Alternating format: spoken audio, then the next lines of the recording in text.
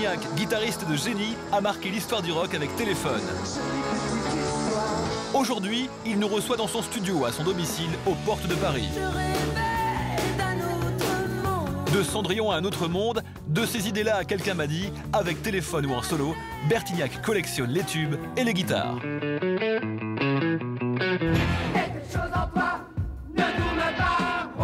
Mais quelles sont les petites histoires cachées derrière ses plus grands succès? Et là, c'est Crazy Little Romance. Bon, ok. Qui est devenue une jolie petite histoire. Avec l'écoute des premières maquettes, avec des documents rares, vous allez tout savoir sur la façon dont Louis Bertignac a construit ses refrains que tout le monde connaît. Bébé, faudrait rentrer, tu vois, je suis... Depuis 1986 et la fin de l'aventure Téléphone, Bertignac poursuit sa carrière. Producteur de talent, il est l'homme derrière le succès de Carla Bruni. Vous verrez comment ils ont travaillé ensemble. Ici, c'était la cabine d'enregistrement ainsi que la cuisine. Louis vous offrira même une leçon de guitare et avec les témoignages de ses proches, vous allez maintenant entrer en studio avec Bertignac. C'est la force tranquille, quoi. Mais c'est quelqu'un qui sait ce qu'il veut et qui sait où il met les pieds musicalement. Quand il joue la musique, il la vit. Il est merveilleux. Mais quel enfoiré. Louis, merci de nous recevoir dans ton studio. Sois le bienvenu. On est vraiment chez toi. Ouais. Et quand je dis chez toi, c'est presque dans ton cerveau ici, parce que c'est là que tu passes la majeure partie de tes nuits. Ouais, mais de mes journées aussi. Je dors pas beaucoup. Ouais. L'autre fois, je l'appelle, on devait jouer, je sais plus ce qu'on devait faire. Enfin bon, je l'appelle à 7 h du soir, normalement, 7 h du soir. Il se levait. Il se levait. C'est extraordinaire. Il a un rythme un peu particulier parce que parfois il se lève un peu tard, voire le soir, parce qu'il s'est couché le matin. Son studio, c'est sa maison. Il passe sa vie dans son studio à jouer de la guitare, à faire de la musique. C'est un rêve de gamin, en fait, ce studio. Ouais, je crois.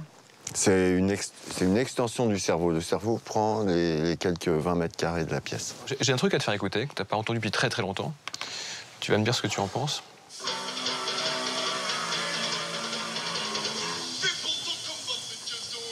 Avec Lionel qui chante. Ouais. C'est lui qui t'a filé ça, non? Il n'y a que lui qui a des documents comme ça. J'avais été invité à une surprise party par un ami de lycée.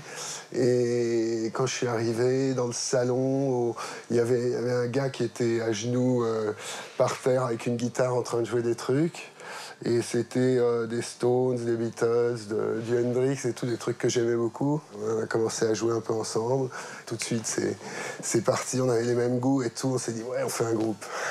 Lionel est au chant, t'es à la guitare. Il y a Jean-Louis déjà qui est avec vous. Ça se peut, ouais. Ah oui, il est là, ouais. On n'y croyait pas, on faisait juste ça pour s'amuser. Ah, à l'époque de Grange, c'était ça. On rêvait même pas. On rêvait même pas d'en faire notre carrière. Ce Lionel en question, tu as vécu avec lui quelque chose qui a beaucoup compté, je crois, sur ta façon de percevoir la vie, d'être musicien. Vous êtes partis ensemble, vous avez traversé les USA. L'été 74, on est tous partis aux USA, quoi. Il y avait une attraction incroyable, quoi. C'est là qu'étaient les racines de notre musique, de ce qu'on aimait. En 2 mois, on a fait l'aller-retour. Et c'était un trip extrêmement rock'n'roll dans... Ah oui. Ouais. On peut peut-être détailler un petit peu. Hein, non, je préfère pas. Bah, ce qui est marrant, parmi les aventures que vous avez pu vivre là-bas, vous avez rencontré quelqu'un qui vous a pris en stop, qui était un repris de justice, c'est ça? Il y a des mecs qui nous ont pris dans un vague minibus Volkswagen qui rentrait de prison. Je crois qu'ils étaient en prison pour un truc de dope, probablement, à San Francisco. Et ils rentraient chez eux dans le New Jersey. Des gars qui faisaient des trucs un peu limites, par exemple. On allait au resto avec eux le soir, et puis ils nous disaient, bon, quittez, là, sortez, et puis attendez-nous, on arrive. Et puis, comme ça, ils déboulaient du resto et on partait sans payer. C'était toujours des repris de justice. Dans l'esprit, ça se sentait. C'est-à-dire que vous ne payez pas le restaurant? On ne payait pas le resto, il amenait le minibus, on partait en courant, on se barrait. Même quand il y avait des flics dans le resto, ils tentaient ce coup-là. Et là, on était inconscients, ils nous refilaient des trucs terribles. Donc on était inconscients. 76, l'époque est punk, l'époque est rock. Jean-Louis, Richard, Corinne et Louis créent Téléphone et le rock français ne sera plus jamais pareil. Caché dans ton guichet, contreplaqué, aggloméré, linoléum. Bureau des PCT, toute la sainte journée, j'ai hâte de me parler. Je veux la passe en balle, je veux téléphoner. Donne-moi plutôt un petit ticket doré pour aller balader, parler. Je crois que j'ai rencontré Lionel, donc Lionel en premier, qui me fait rencontrer Corinne. Je tombe un peu amoureux, je la dragouille, mais bon, elle veut rester copine, bon, ok. Jean-Louis, c'est un petit peu plus tard quand même. Je le rencontre au lycée Carnot. On était en terminale, je crois. Et Richard, je le rencontre, bon, sans doute 2-3 mois après. On n'était pas du tout partis pour faire un groupe ensemble. D'ailleurs, quand on a fait ce... on s'est toujours dit, on n'avait pas de nom, on n'avait pas choisi de nom. On avait dit, bon ben voilà, on fait un concert. 25 novembre 77, à peine un an après la formation du groupe, Téléphone sort son premier album. 6 mois plus tard, le 33 tours est numéro 1 des ventes en Hexagone. Les influences de Pertignac sont là, claires, évidentes. Les Stones, Led Zepp, les Who ou encore Hendrix et Chuck Berry.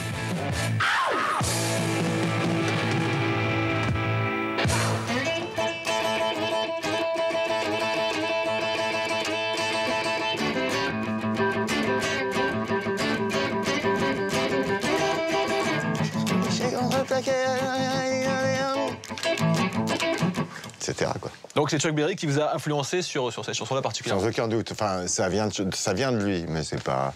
On a été influencé, je pense, par les Stones.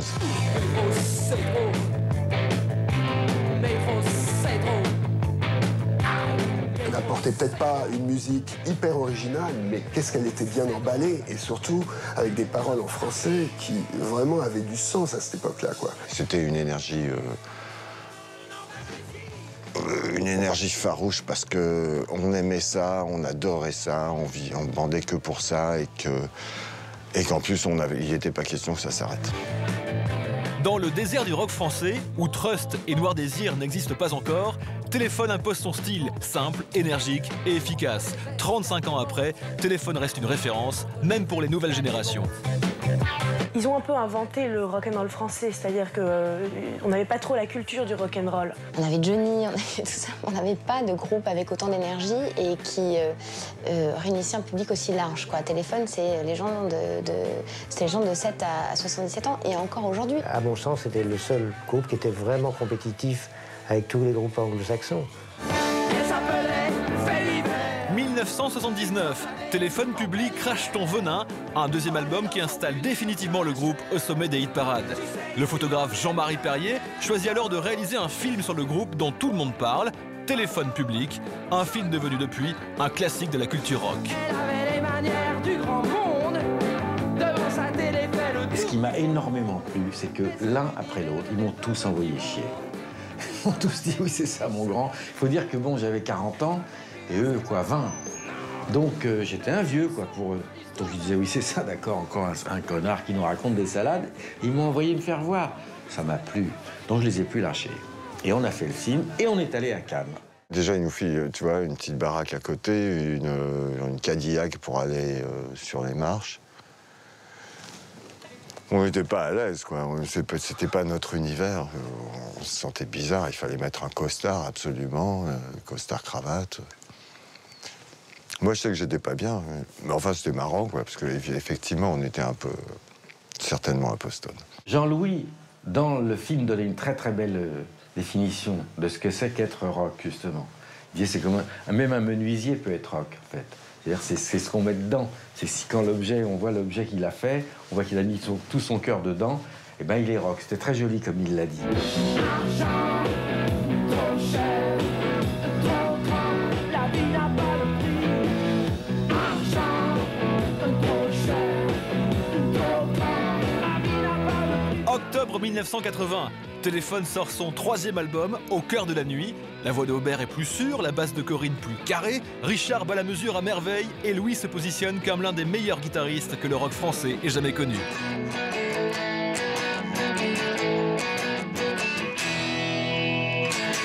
Comme ça commence comme ça. Ça arrachait bien, ça. Ouais, c'est un bon riff, c'était un riff. On n'avait pas beaucoup de riffs, mais celui-là, on était un. Est-ce qu'il y a des solos que tu surkiffes, pour prendre un mot de jazz? J'ai des solos... Il y a la chanson des Led Zepp qui s'appelle Since I've Been Loving You, qui me semble éclaté. J'ai pleuré au milieu du truc. Attends.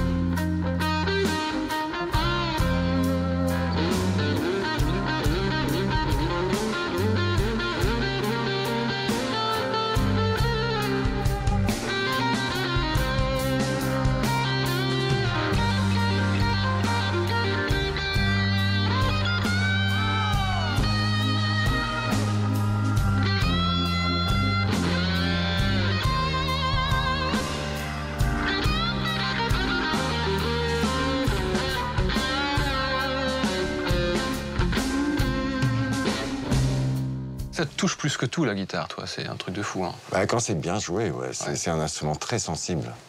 Je pense qu'un beau solo de sax, ça peut être intéressant aussi, mais j'ai l'impression, je veux pas vexer, mais que c'est un peu moins riche que la guitare. La guitare, c'est quand même vachement riche.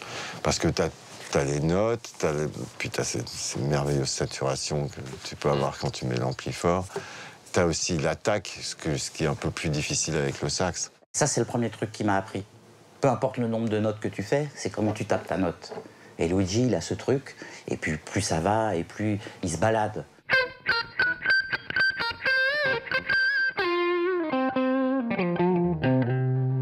Tu peux vraiment jouer avec l'attaque. Ouais. Tu vois, tu joues une seule note, je vais jouer toujours la même note, celle-là, mais tu peux.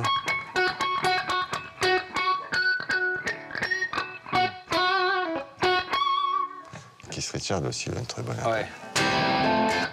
Sympathy for the Devil, le solo, super. Très bien.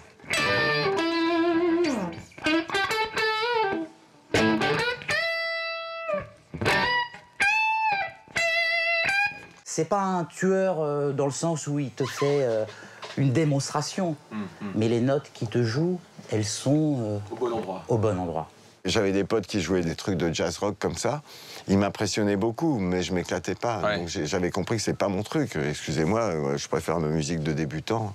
Mais il faut se souvenir aussi. Mais ils nous regardaient comme ça, ils m'ont regardé comme ça, hein, tu vois. Ils me disaient, mais c'est con, t'es un bon guitariste, comment tu peux faire des choses comme ça?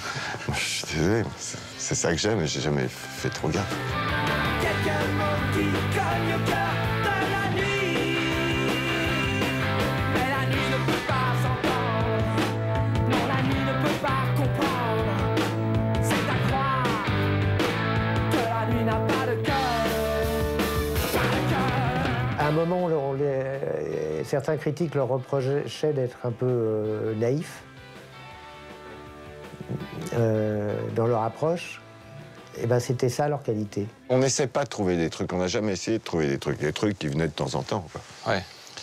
Mais et donc ils venaient de temps en temps, et puis quand tu te retrouves en répète, tu joues ce qui t'est venu le matin, ou simplement ce qui est en train de te venir. Et il arrive qu'il y a des trucs qui en sortent. Quoi. Bah, il y a un truc qui sort pour toi, en tout cas, de manière tout à fait extraordinaire, tu vas nous raconter ça, c'est Cendrillon. Tu as retrouvé la cassette. Ouais. Du moment où tu as eu l'idée, en fait. Organisé, hein, Louis. Hein, vachement, j'ai préparé cette émission. Ça me fait plaisir. Regardez, on est revenu au temps des cassettes. C'est merveilleux de revoir des appareils comme ça. Alors, on y va. Donc, premier truc.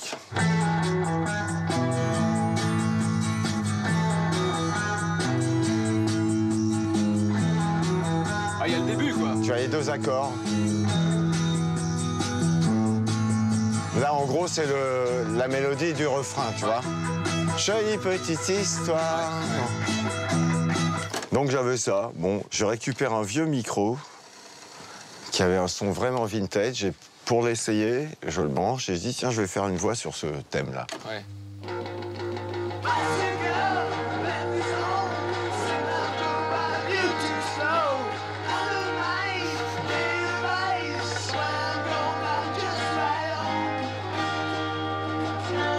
Il y a le début là, il n'y a pas tout encore. Ça ressemble à la mais... mélodie de la chanson déjà. Il y a le refrain qui va arriver. Alors là, tu penses que ça part d'une fille.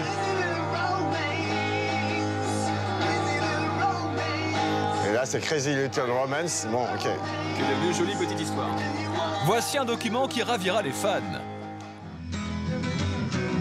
Louis se filme chez lui alors qu'il vient de terminer la première version de Cendrillon.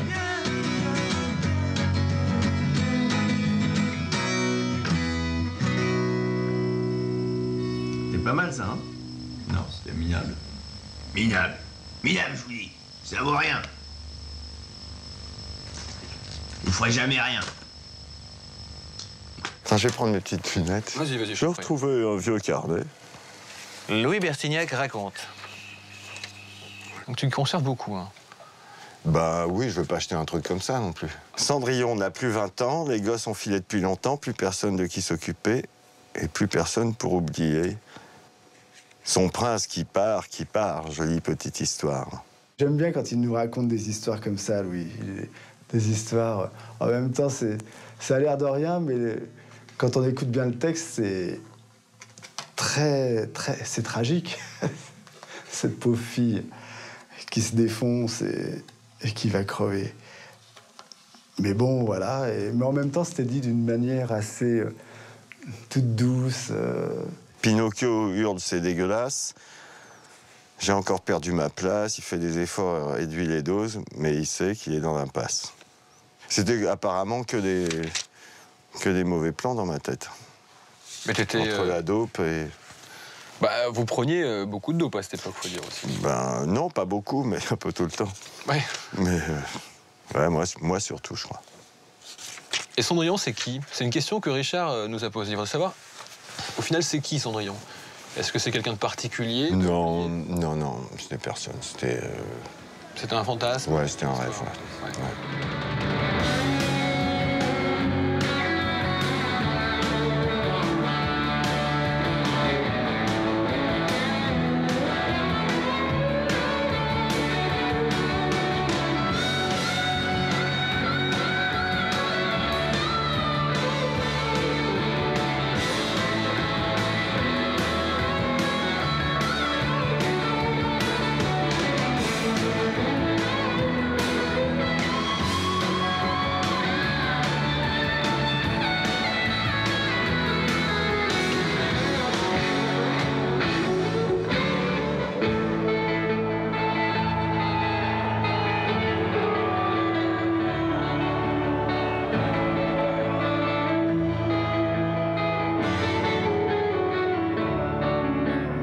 Notre Père qui est si Dieu, as-tu vraiment fait de ton mieux?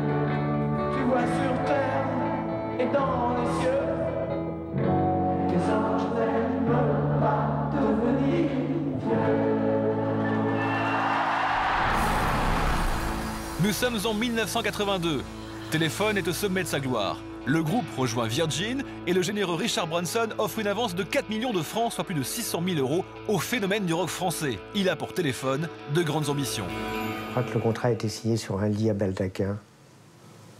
Comment ça se fait? Et Richard, qui est donc devenu ce qu'il est devenu, Richard Branson, était dans un état d'ébriété assez avancé.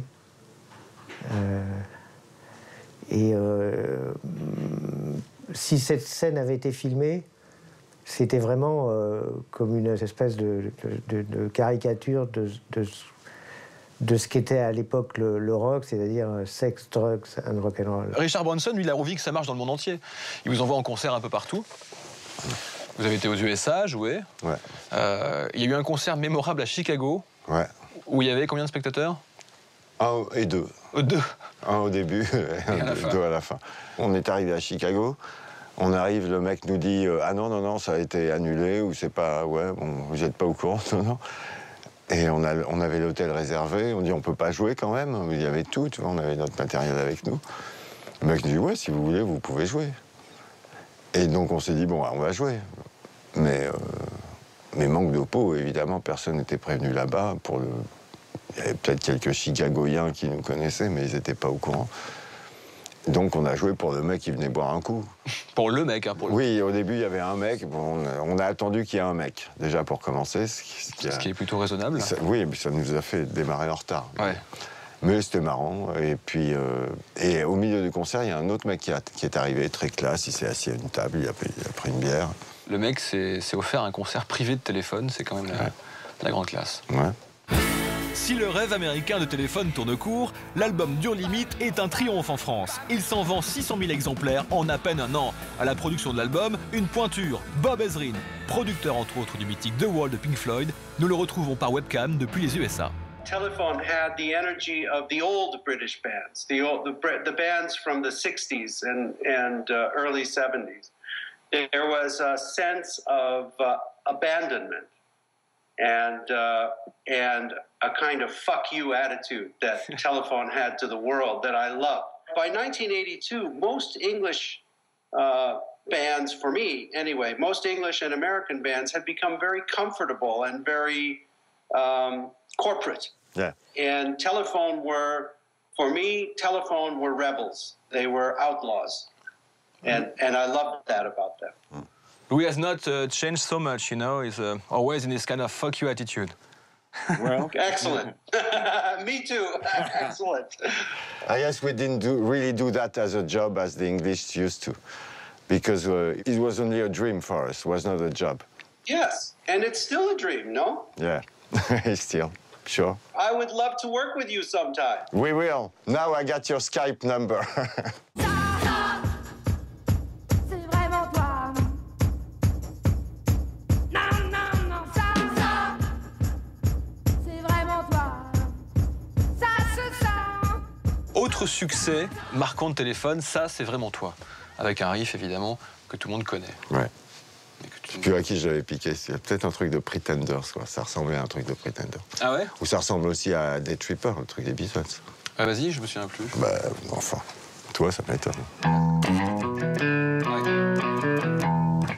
Aussi, comment elle s'appelle? Pretty Woman. Ah, Roy Orbison. Ouais. Ouais.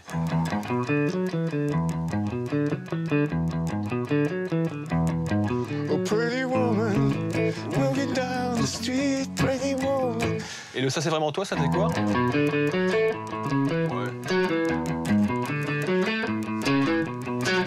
Quelque chose en toi ne tourne pas rond. Un je ne sais quoi qui me laisse con. Quelque chose en toi ne tourne pas rond. Mais autour de moi, tout tourne si rond.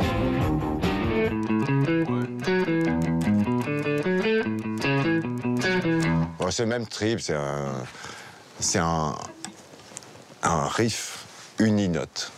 Il y a des riffs uninotes.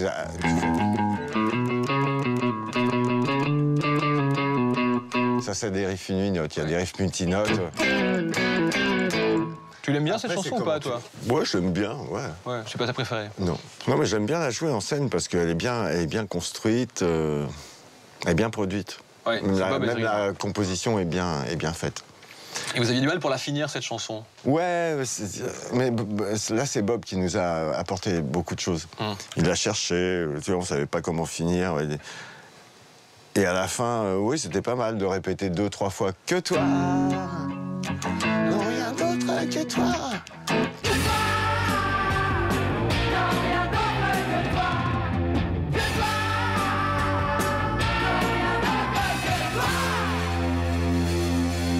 Maintenant, je la finis différemment. Ouais. Sur scène, c'est maintenant. Avec des chœurs, c'est que toi. Non, rien d'autre que toi. Toi. 14 juin 1982. Téléphone réalise un rêve, jouer aux côtés des Rolling Stones. L'événement a lieu à l'hippodrome d'Auteuil devant 80 000 personnes, un rêve qui aurait pu tourner au cauchemar. Mick, je le connais depuis toujours, et je savais très bien le coup. Il faisait à chaque fois à des groupes ou à des mecs, il leur disait voilà, vous allez faire la première partie. Et puis après, hop, les mecs, ils leur parlaient même plus. Hein. Alors ça m'avait exaspéré, parce que c'était pas... Ils n'avaient pas à faire ça.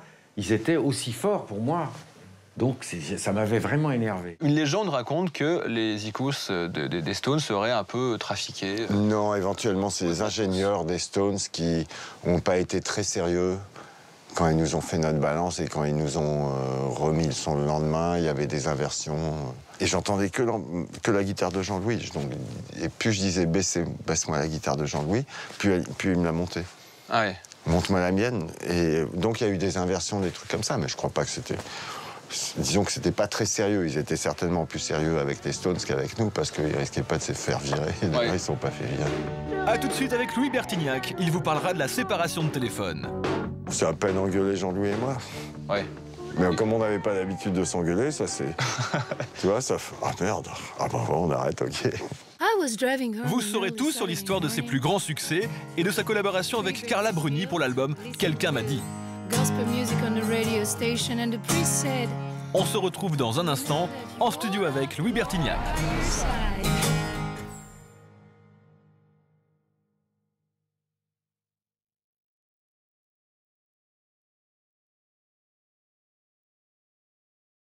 Je rêvais d'un autre monde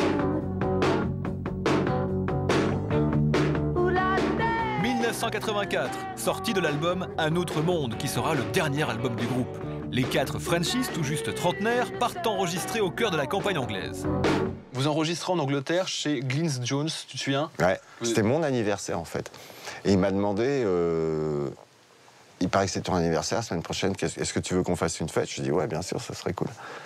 Okay, et il y avait Clapton. Oui, il m'a dit, est-ce que tu veux qu'on soit entre nous, que j'invite des amis? Je lui ai dit, il vaut mieux que tu invites des amis. Il m'a dit, mais qui? Je lui ai dit, tous les gens avec qui tu as bossé. Donc évidemment, il y avait Clapton, il y avait Ringo Starr, Cat Stevens, Jeff Beck. Il y a eu un monde de dingue. Et Jimmy Page, Entwistle. Apparemment, tous les groupes étaient représentés. Tous les grands groupes que j'aimais étaient représentés parce qu'il avait bossé avec tout le monde. Vous avez fait un bœuf extraordinaire, je crois, avec Jimmy Page. La seule chose que nous avait demandé Glyn Jones, c'est de ne pas enregistrer. Donc nous, on lui avait dit, ouais, d'accord. Mais on avait un petit cassette, forcément, les salles français. Et alors après, quand tout le monde s'est barré, il devait être genre 6-7 heures du mat, on arrive, on dit, ouais, génial, on écoute, on avait oublié, il n'y avait plus de piles, on avait oublié de mettre des piles.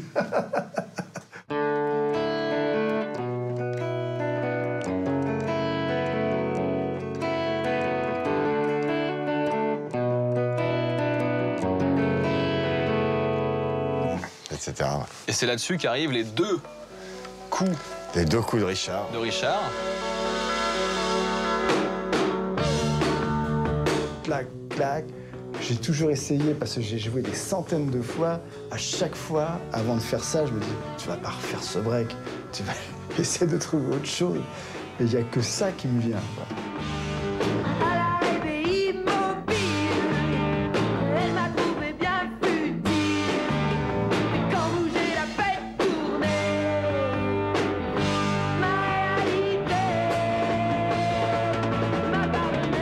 Pour moi, c'est notre apothéose. C'est-à-dire, je trouve que c'est le morceau qu'on a le plus réussi. C'est là, je trouve qu'on a le meilleur son, où on joue, tout le monde joue super bien.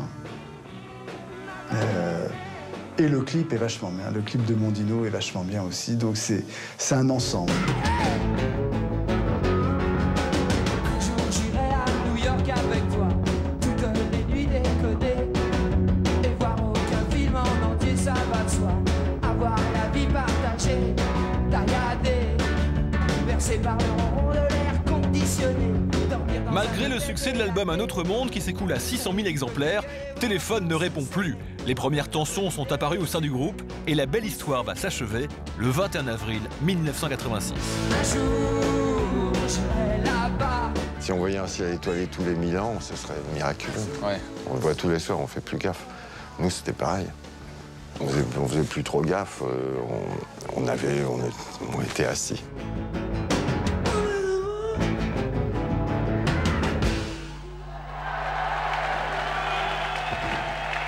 Ça aurait pu marcher plus, mais ça aurait pu aussi rester comme ça. C'est difficile de marcher plus. On était le groupe de rock dont tout le monde attend le disque. Ben, c'est bien, super.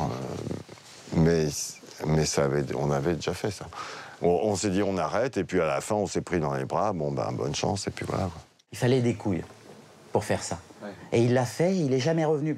Mais parce que c'est un... Il a ce côté samouraï, quoi.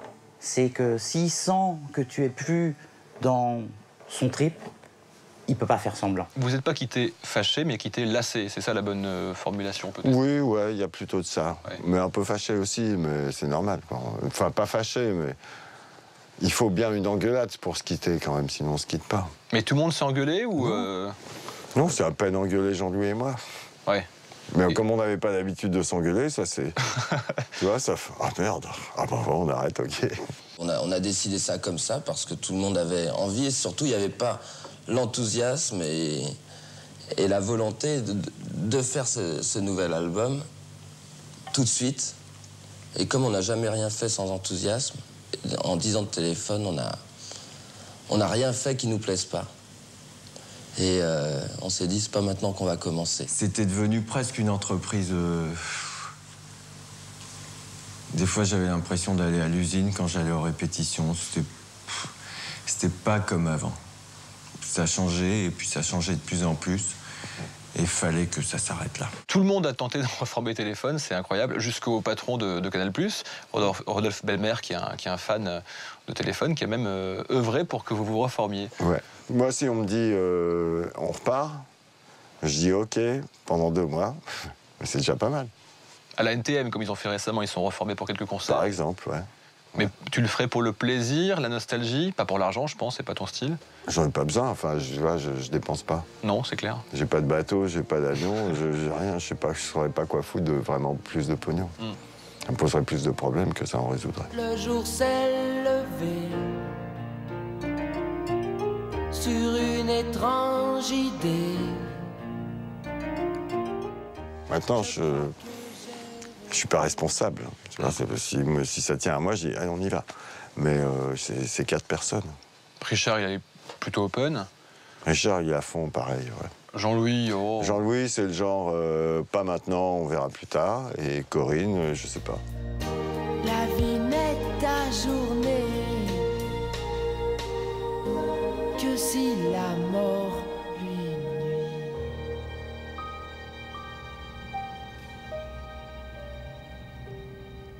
Des fois, ça dure toute une vie, puis des fois, ça dure 1 mois, 1 an, 10 ans.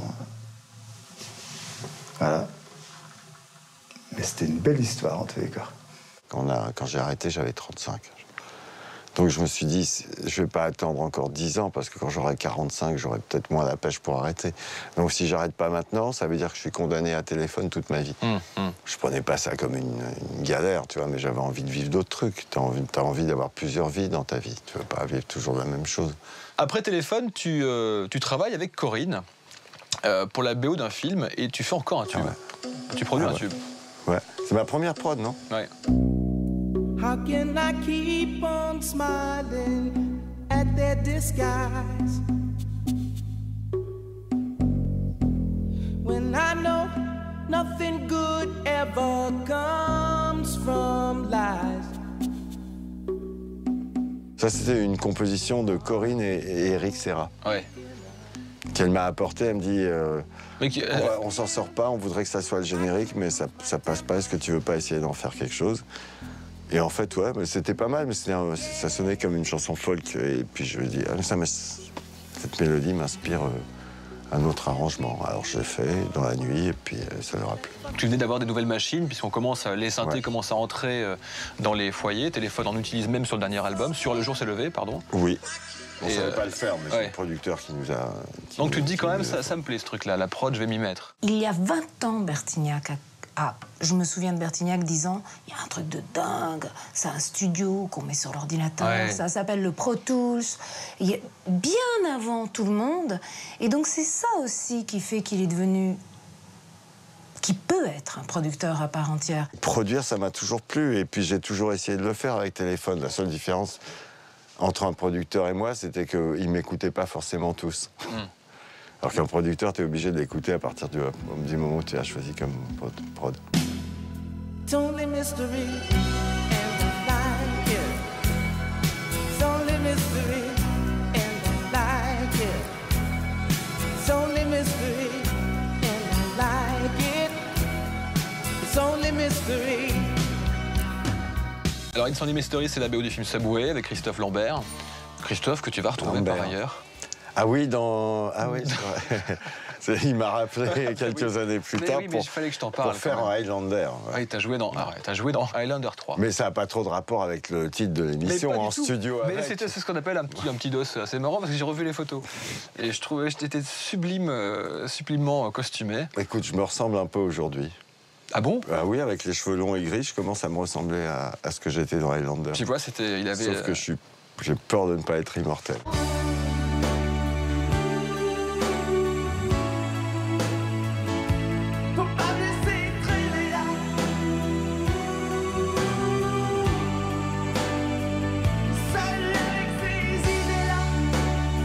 1987, Bertignac la joue une nouvelle fois collectif. Ce sera Bertignac et les visiteurs. À ses côtés, on retrouve Corinne, qui le suit dans cette nouvelle aventure. Ces idées-là est un succès. Voici comment est née cette chanson. J'avais une intro comme ça. Enfin, c'était pas une intro, c'était juste un thème qui me plaisait.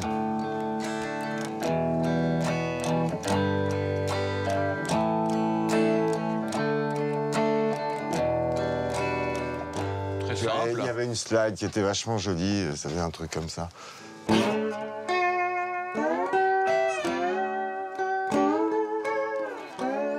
Tu vois, un truc comme ça sur ces accords.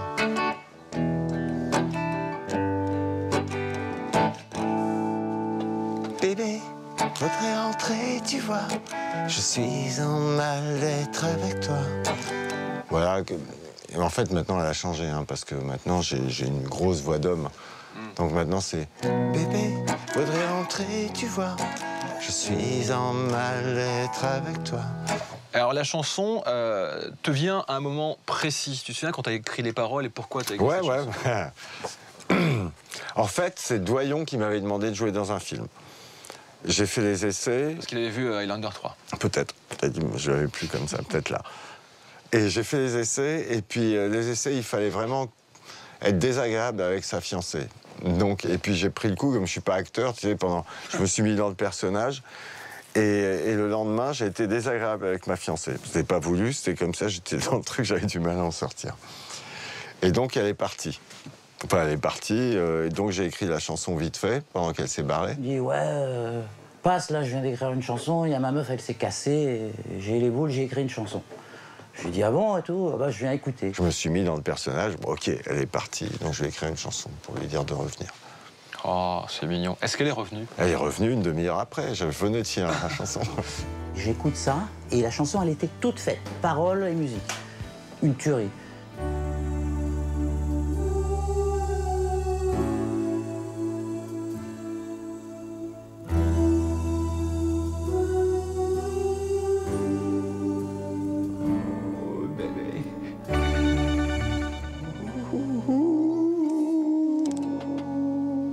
C'est dur à tenir. Hein. C'est super dur à chanter. Sans être faux, c'est vachement dur, surtout quand t'as deux voix, tu sais plus qui fait quoi, t'es perdu. Et je sais plus, lors d'un concert, je crois, c'était vraiment faux. En plus, ils s'entendaient pas chanter, c'était vraiment affreux. Et je crois que c'est là que je me tenais la tête des cheveux comme ça, et j'ai poussé un hurlement, et c'est là d'où vient le hurlement qui est dans la chanson. Disque.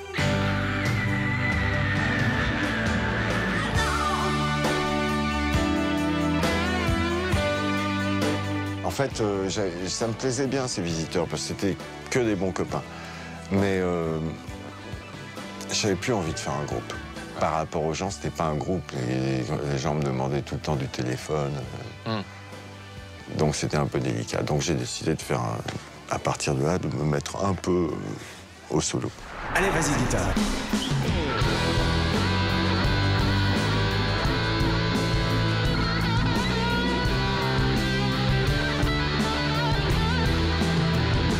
« 1993, Louis a 40 ans et signe son premier album solo. À la réalisation, le producteur des plus grands titres de David Bowie, Tony Visconti, Tony par webcam depuis Londres. What kind of memories do you have of this recording with Louis? Well, it was a wonderful experience because I worked with Mano Katcha, the drummer, and Louis and myself. It was a small band. And I met Vanessa Paradis, who sang with Louis. It was a wonderful experience. This whole album was just magic. It's very sweet. Il faut se souvenir qu'effectivement, Vanessa Paradis faisait les chœurs. Elle devait faire les chœurs d'une chanson, et finalement, elle a fait les chœurs de la plupart des chansons. Ouais, elle a passé l'après-midi, on s'est marré. Well, of course, Louis is one of the best guitar players in the world. And for me, that was always to watch him pick up the guitar and play fantastically. That for me was... everyday experience. Are you working with anyone from Telephone? No. Oh, I know everybody wants you to do this. Yes. Except them. Well, it's okay. Except them. Except them. Well, I don't know why, because Louis is great. And what studio? Where are you now? At home. Oh, this is your home? Yeah, I made take a look. I made some cleaning. This is the wall of guitars, you know? Yeah, this is amazing. Thank you very much, Tony. Okay. Thank you, bye-bye. Bye-bye. Salut, my friend. I kiss you. Bye-bye. Qu'est-ce que tu veux dire? Durant cette même période, Louis, libéré de toute contrainte de groupe, part pour l'Inde et le Népal. La world music est alors en pleine effervescence.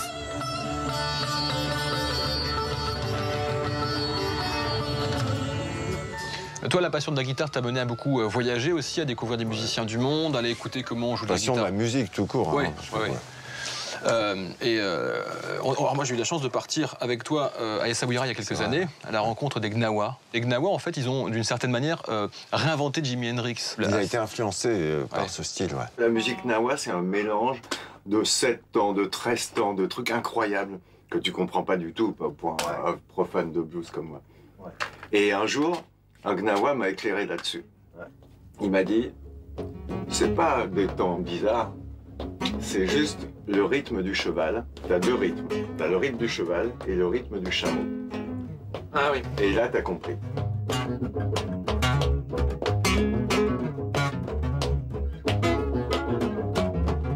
J'aime bien les tourneries, les trucs qui tournent. J'aime pas changer d'accord toutes les 8 secondes. J'aime bien quand tu pars dans une impro et que ça tourne toujours autour du même thème, mais que tu le fais varier, etc. C'est comme quand tu fais l'amour, c'est bon quand tu prends un truc, que tu le gardes et que tu le fais monter. Tu changes pas toutes les 10 secondes de situation. Allez, vas-y, guitare!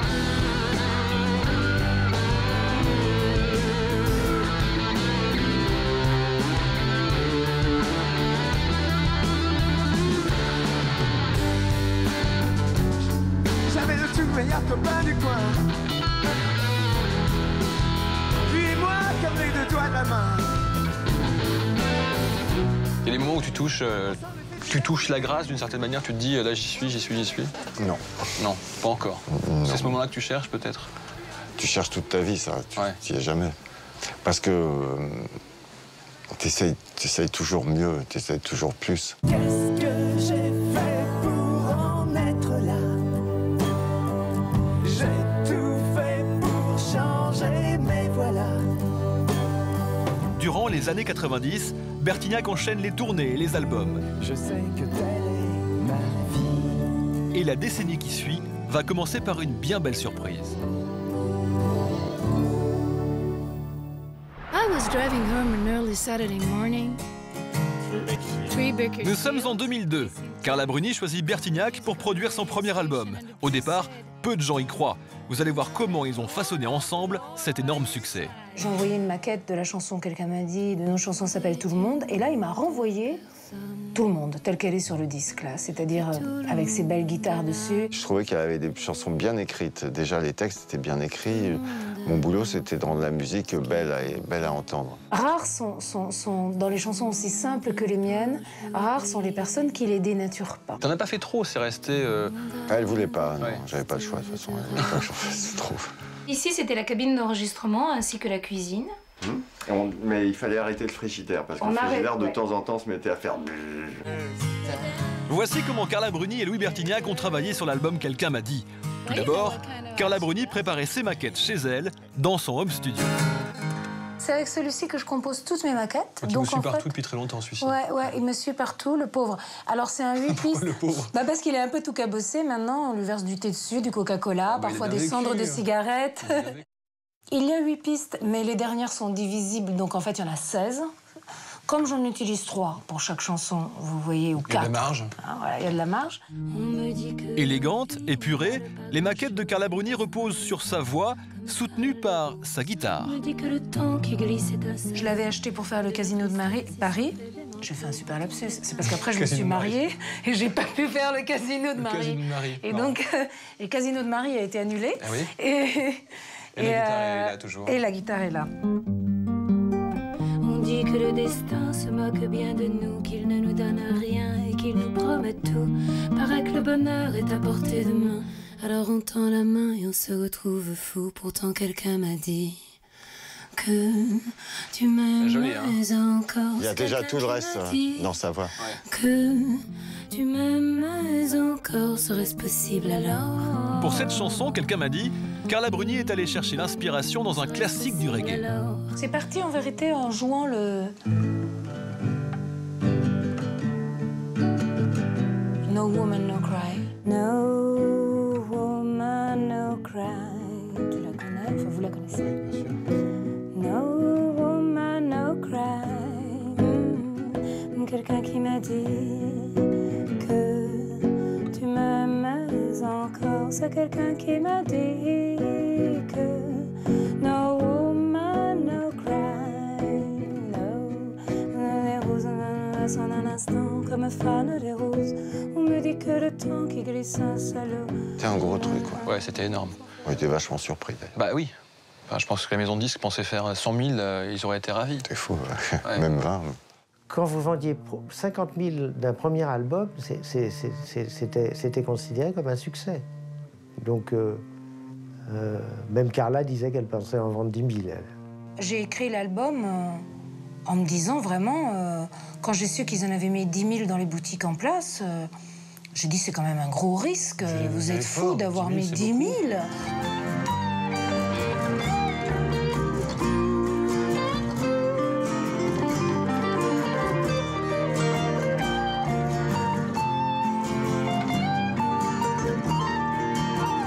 Au final, l'album Quelqu'un m'a dit a été vendu à ce jour à plus de 2 millions d'exemplaires. Elles sont fraudeuses, charmeuses, frileuses. Si Carla connaît le succès avec le travail de producteur de Louis, Louis, de son côté, bénéficie des textes de Carla pour son album Longtemps, qui sort en 2005. Le Guitar Hero s'y montre plus sensible, pas de doute, le duo Bertignac-Bruni fonctionne à merveille. Et caresse. Elles sont aimables, gentilles, indispensables. Elles sont en elles. Elle m'a appris à un moment que ma voix, elle était acceptable. Que j'avais pas besoin de la forcer, qu'elle était convenable. Parce que tu as vraiment mis du temps à trouver ta voix, sans mauvais jeu de mots. Ouais, et encore, j'ai encore du temps là, vraiment, pour vraiment la trouver.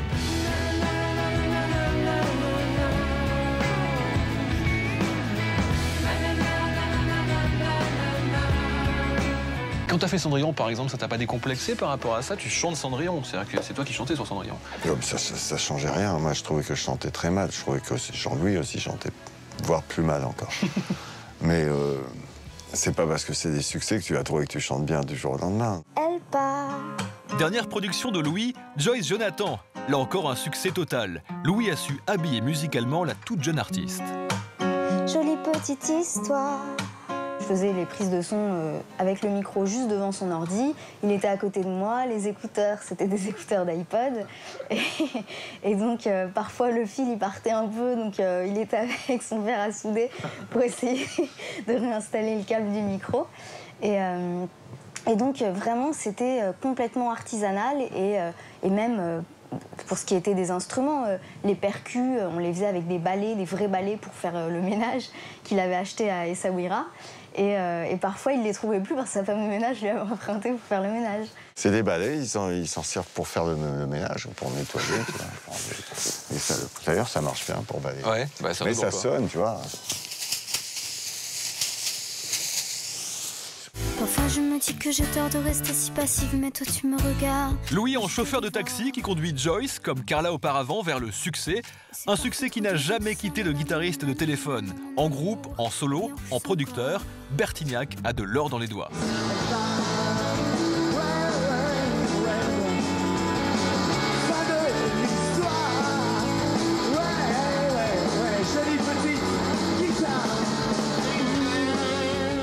J'adore jouer, et puis quand je crèverai, bon, bah, je pourrais plus jouer, mais je serai pas là pour flipper, donc ça va. Oh, le mec, pendant le concert du Palais des Sports, il faisait des solos qui duraient un quart d'heure, c'était génial. Ça fait de lui un grand enfant. Il a ce truc que je ressens quand j'entends les bluesman, mais les vrais, quoi. Les Robert Johnson, les puristes, Louis, il a ça. Après 35 ans de carrière, le Guitar Hero poursuit son aventure. Il prépare un nouvel album de rock, forcément.